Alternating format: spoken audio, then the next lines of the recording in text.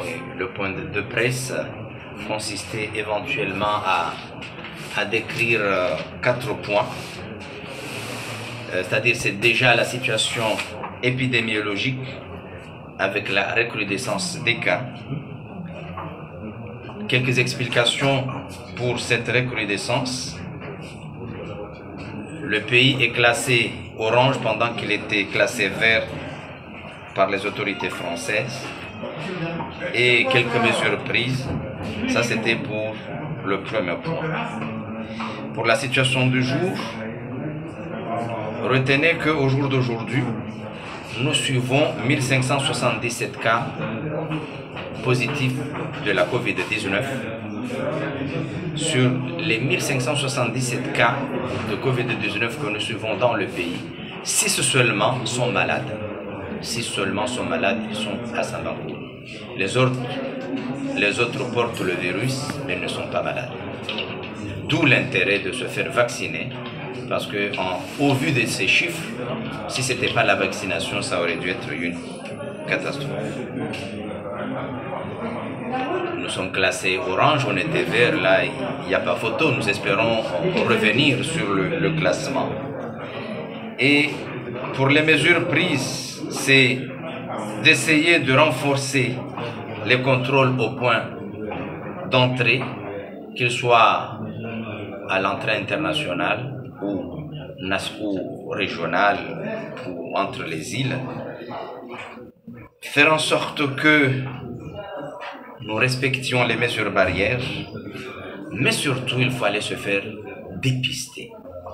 Il y a les centres de district qui sont disposés à dépister toute personne ayant besoin, ce qui nous permettrait de lutter contre cette pandémie et de revenir sur la situation normale.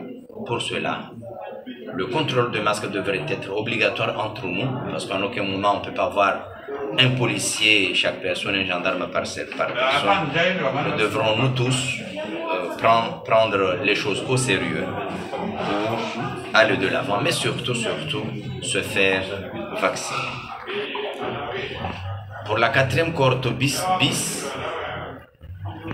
nous avions des cibles à atteindre que le service des statistiques nous a donné après avoir rendu les personnes vaccinées. Les chiffres que nous avons aujourd'hui, déception pour l'île de Ngazidja qui tourne autour de 12%, pendant que Moélie et Anjouan, les choses se sont nettement améliorées. J'espère que nous allons rattraper ces chiffres ou vérifier de nouveau les chiffres que le service de statistiques nous ont donnés. Bon, le gouvernement, bien entendu, a pris des mesures. Tout d'abord, pour le réveillon, il n'y a pas des événements festifs. Et s'il y a regroupement, il faut respecter à ne pas dépasser 50 personnes. Bien entendu, l'idée d'ouvrir les machoules le 2 janvier est toujours d'actualité. Espérons y arriver parce que tout va dépendre de l'évolution de la maladie.